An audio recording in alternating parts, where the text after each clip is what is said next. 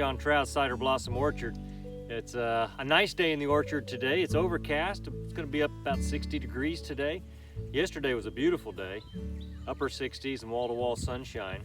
So the apple trees are just at the early stages of nearly blooming. I think I've actually got a couple of blooms open on the Liberty tree today.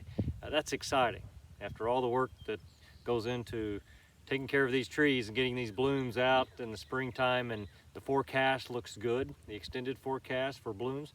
So I'm really excited about that, and we're gonna shoot some videos when the trees get opened up and blooming. Today, what I'm doing is looking at the tall spindle planting that I put in last year. We just built the trellises.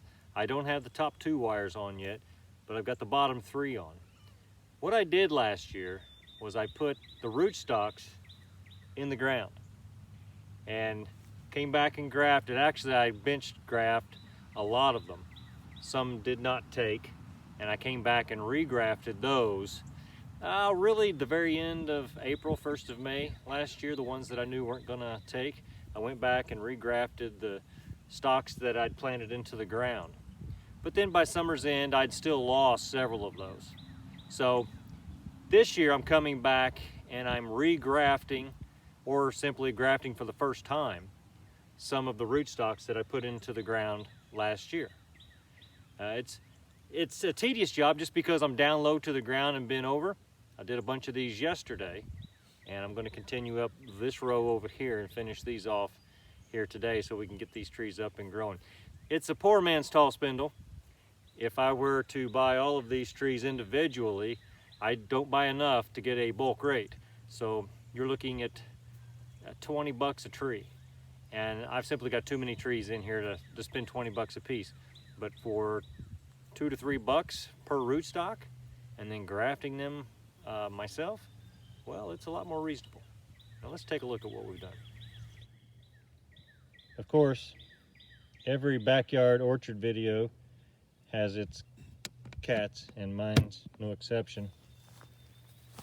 Come on, Boo, let's go take a look at these trees. Okay, so I come down the row, and here's a tree last year that this was the old graft, didn't take. This was some of the growth that came out of the rootstock. Obviously, this is not my selected variety. This is rootstock. An easy way to tell this time of year is because the crabapple rootstock, I call it a crabapple, a lot of them have that in their background, but the rootstock generally will start putting out vegetative growth before the common varieties will. So you can tell easily looking down the row what would be rootstock and what would be grafted, so a graft that took. So now I've got a decision to make here, and this isn't so much a video on grafting as it is how I'm treating this row in the tall spindle. And certainly a less expensive way to get this done. Takes a little longer to get fruit, but no bother. We've got some time to wait. So I could cut this tree down lower up along either of these 2 shoots and use a smaller piece of sign wood and do the whip and tongue there. And that's an option, that's a viable option. This right here would be a pretty good option. Or I can cut right here and then whip and tongue a large piece right down here. And I think that's what I'm gonna do. I've got a large piece of graft wood in here. I don't have as much of the smaller. I may need that smaller as I work down.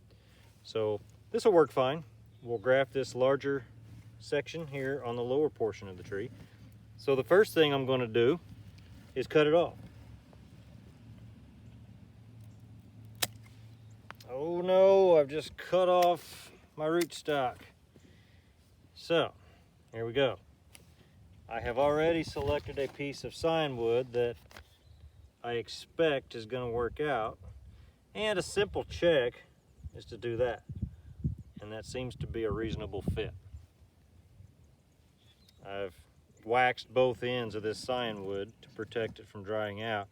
I'm going to clip off the lower portion so I can prepare the graft. Okay. Now, because this is such a large piece of sign wood, it's going to be a little trickier to cut This is not a grafting knife. This is an old-timer pocket knife with a broken tip. And it is razor sharp. I used it yesterday. Could probably stand a touch-up today before I go too far. But what I'm going to do is make the whip. And I like to get up here and do it because that's how the professionals do it, but I always end up whittling a little bit when I get back down here. But I make myself feel better when I get up here with the knife and give it the old cut. See, it's a tough piece of wood right there because it is so big that I'm going to end up doing some whittling on this one. But no bother, we'll get there. That doesn't look too bad. I think I'll go with that. Now we're going to put the tongue on it. Start about a third of the way down. And it's important to use that thumb on your knife hand to brace that cut because you're cutting directly towards your offhand. And if that knife slips and gets down into that hand, well, you're going to have problems. Okay, so that one's cut. It's ready to go. Now I've got to prepare. This is a little unusual because that is such a big piece of sign wood, but I like to graft the big pieces like that. I really do. Now I'm going to brace this sign wood, get some of this out of the way. I'm going to brace this down here so I don't pull the rootstock up. Go ahead and make my whip. And again, I'm cutting towards myself. Okay, so that's a pretty straight edge right there. We're going to make a tongue starting about a third of the way down. Ease that in there, pushing down, keeping the other hand out of the way. And kind of cutting that in there about the same length that I made the tongue on this piece. Now it's all about inserting your sign wood into the rootstock. I want to definitely get one side matched up. The other side's going to fall where it may. But I want to get one side matched up cambium to cambium. That's the edge of this piece with the edge of this piece. Is all it is. And let these tongues lock up. Okay. And that's a good sound. When you can hear that rubbing together, that friction, that's a good sound. You want that to be tight. Okay. It looks good. Is it perfect? No, it's not perfect. Is that good enough to grow an apple tree? You betcha. We're going to mark this tree and we're going to come back here in a few weeks, a month, and we're going to take a look at it. Now comes some of the follow-up, and this is just wrapping the graft. This is tape that you can get in the floral department. It's waxed. I really don't know what they call it, but it's a waxed tape, and it seals up really nicely and holds that moisture in. Don't have to tie it. I do press that graft union together as I wrap this around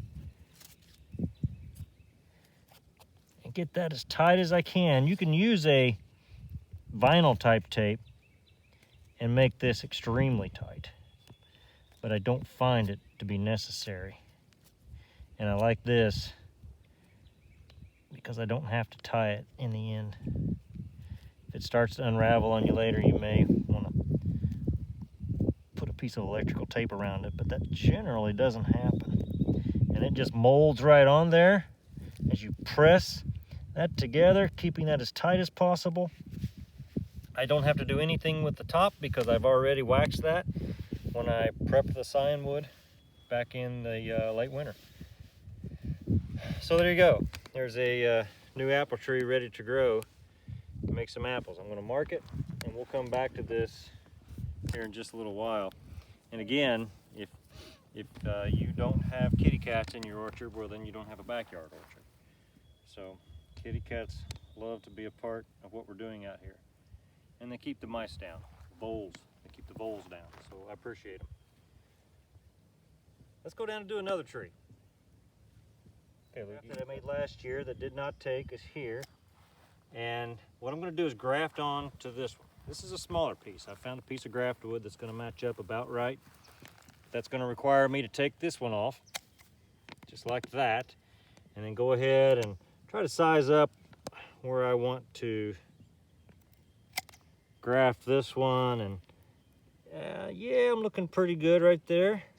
So let's go ahead and take him off right there. There is a little bit of importance to keeping these grafts up off of the ground just a little bit, and we certainly don't want the scions getting rooted here in the future. So the higher up we can get onto the rootstock, the better for these tall spindle trees. So again, I'm going to make my whip.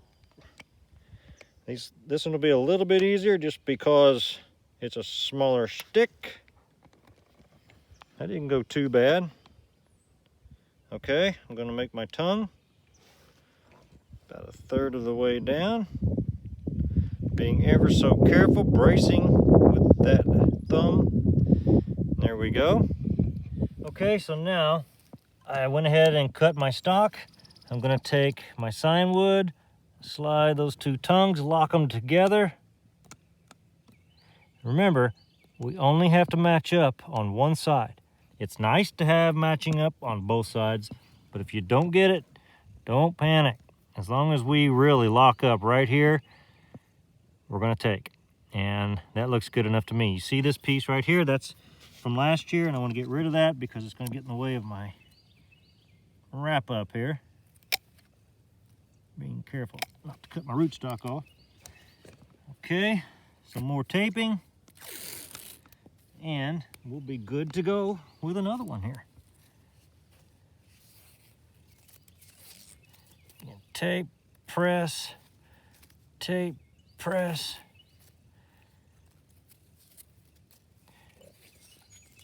And we have taken a rootstock, a dwarf rootstock, and completely changed it to a new apple tree. And it is that easy.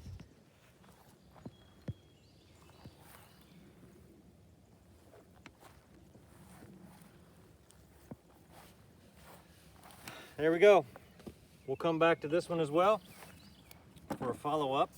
I'll mark it. I think I'll be able to tell these orange ties amid all the other orange ties. Well, these are different. No tree, tree. All right, I'm going to continue down. In case you're wondering, this is not grass, this is rye. It's a great cover crop. Put it in there in the fall. Pretty much just throw it on the ground with some rain. It takes off, and in the springtime it starts to shoot up. We could take a simple grass killer and kill it without hurting the trees. Enough mowing, it's going to kill it as well.